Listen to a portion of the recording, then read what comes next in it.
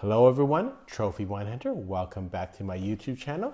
Today I'm reviewing the Rivera 2019 Marese Bombino Bianco. I'm really excited to present this winery again. Rivera is one of my favorite producers in the Puglia region. The Puglia region is located at the boot of north of Italy, so it's in southern Italy. And Puglia is known as a value region. There's some really serious winemakers who make top quality value wines, and this is one of these producers. I love them. And I was so excited when I had the opportunity to actually meet Sebastiano De Corato, the current manager of the winery, and speak to him and drink with him. He's such a knowledgeable person and takes the craft so seriously. And it really just goes to prove, it doesn't have to be just your Chateau Lafitte's and Latours. You can have magnificent wines that are produced for people that just like to drink. So this is a very famous estate in Castel del Monte. So Castel del Monte is a DOC region in southern Italy. If you look at Italy as kind of a boot, a high heel boot, it's in the heel of the boot. And Castel del Monte is named after the kind of citadel or the castle in that region that was built by Frederik II in 1420. And it still stands, I believe, and it's kind of a monument to that region. And just like Castel del Monte is kind of the major tourist attraction in that region, to me, Rivera is the top winery in this region. And I know Puglia kind of gets the name as a value producing region, but again, value producing does not equate to bad wine. It means that they're not expensive, but that doesn't mean that there's no quality there. And this is one of these wineries that I think is really underpriced and really humble people. They just want to make good wines.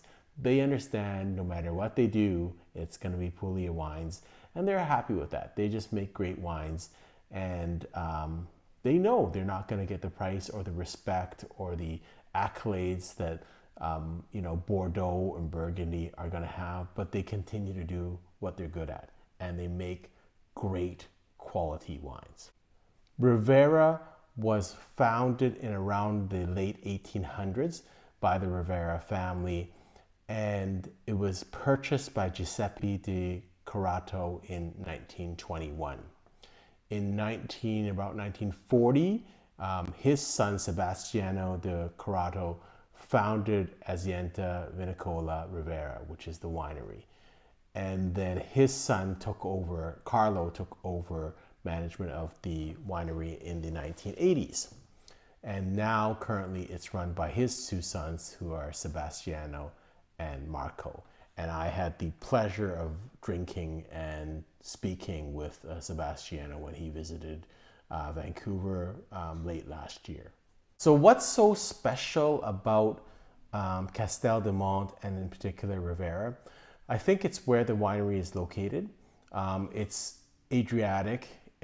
It is at the foot, so it's near the ocean. It's got the breeze. It's got very rocky soil. It almost doesn't even look like soils.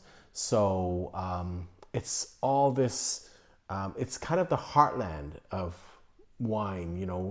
When the Greeks were shipping wines to the Romans, this is where they took it. So it's kind of a heartland type place.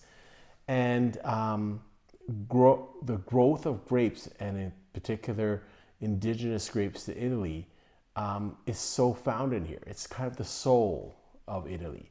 And so the grapes or the vines have to grow in this very steep, very stony, rocky terrain. And it produces character, in my opinion. And what I love about Rivera is they haven't chased after modern kind of times. They have stuck with indigenous grapes. One of their wines that I love, the red wine, is Il Falcone, which is their flagship wine, done with a localized grape, Nero de Troia. This is done with Bombino. Again, not they could do Chardonnay, they could do Sauvignon Blanc, but other people do that. So they stick to kind of what's indigenous to them, which is Bombino. And what's Bombino? Bombino is a grape type, and it's really interesting because it's got shades of Sauvignon Blanc, but not quite. So I think it's, to sum it up, it would be like an aperitif wine, but it's not as light or acidic as Sauvignon Blanc. It goes really well with shellfish or with seafood. It's got that a bit more body than Sauvignon Blanc, but it's not oaked. So it doesn't taste like Chardonnay. It doesn't taste like Pinot Gris. It's in its own character. It's got some honey elements, it's got some peach elements, it's got some apple. So it's a very unique grape. And that's why I love a producer like Rivera who produces these type of wines. This is not an expensive wine. I'll have it at the end of this video. I think it's like under $30 in Canada, which is, one of the most expensive places to buy wines. Maybe you can get it for even cheaper in the US. But it's such an interesting grape. And for those who are kind of tired of drinking just Chardonnay or just tired of drinking Sauvignon Blanc, it's always good to mix it up. This is such an interesting wine. And again, it doesn't get a lot of accolades, but it's, for me, it's such a wonderful experience. And just by being able to drink the Sebastiano, I learned so much. And again, you can see the man's passion. He's a fourth generation winemaker. His family owns this estate, and they produce wine for people to drink. They produce quality. They don't really care that much about ratings or pricing. They're just producing their wine. And if people enjoy it, he was so humbled when I told him that I really appreciate this wine. He's like, Tony, you drink every wine in the world. And for you to say that, you enjoy our wines, he thought it was really heartwarming and special. And that's the thing, he's that type of person that really appreciates people that appreciate the wine for what it is, which is just expression. For people that talk about they don't like wines being manufactured or whatever, go to Italy. Let's look at the cork. So this is the Rivera cork. It says it's from the Puglia region, and it is a let's see, a DM cork. Just show it here. So it says DM3. So that means it's a natural cork that's treated with a kind of a substance that prevents TCA and cork taint. So it's guaranteed for 3 years. That also gives you an idea of kind of the shelf life of the wine. So it is meant to be drank fairly young. You can see it's kind of golden brown. And again, I normally film this under quite a bit of light, so it's probably a little bit darker than this. I was so fortunate to drink with Sebastiano De Corato, and so he signed the bottle for me. 2019 Marese is the brand name. The grape type is Bombino Bianco, and the winery is Rivera. And nice little description of Bombino grape. So again, I don't believe I see Bombino grapes grown anywhere else in the world. So it's very unique. It's very hard to compare, but let's have this. I had it at dinner last night, paired it with some a lobster appetizer, then paired it with an asparagus salad. Great. It's very versatile, this wine, and so it was good. I put it in the fridge overnight. I will say that again, from the cork, it's a wine that you should probably not cellar too long. It's a pop and open wine. Just enjoy it. I don't think it's going to get better with age, and so it is for early drinking. So let's smell it. Yeah, so the smell, it's got the first instance is kind of peach and honey and kind of like ripe apples. But then you smell something else there. It's almost like a yeastiness or a caramelized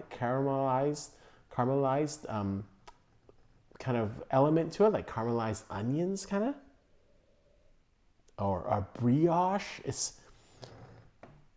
It's sweet and honey filled, but then has substance too. And just swirling this, it has weight, so you can feel the weight on this wine too.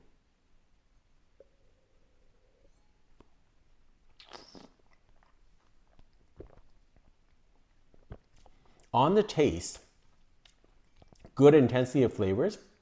I'd say medium acidity, but some apples for sure, some peaches.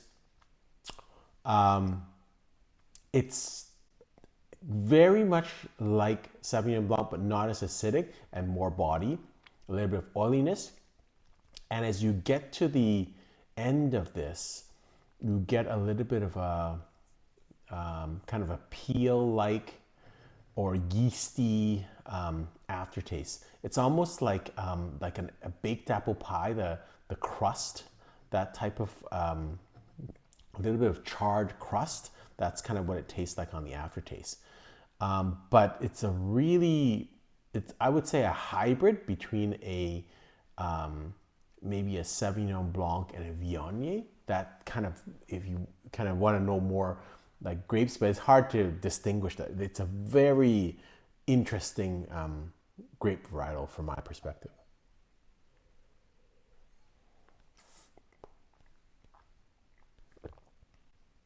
Yeah, the big difference that I find with this and Sauvignon Blanc, it's got that heaviness, and then this aftertaste of a citrusy, almost baked crust type aftertaste, and a lot of green apples. Beautiful wine. Really enjoyed it with the food. All the people at my table that were eating with me all enjoyed it. It's got enough versatility that can pair really well with kind of heavier food like a seafood pasta, but you know, paired very well with asparagus salad, which is a little bit lighter. Really like it. The other thing about this, no oak aging on this. So for those people that don't like oak, this is a very nice grape varietal for you to try. My books, this is 88 points. Go out and get this. It's not an expensive wine, but very unique. And again, for people that like Sauvignon Blanc, I think you'll like this. For the people that don't like Sauvignon Blanc, I think you'll still like this. It's got that element of lightness, but a little bit heavier than that. And honestly, if people knew more about Bombino grape, I think they'd drink it more because it's such a versatile grape, and I'm a real fan of it now. Until next time, happy drinking.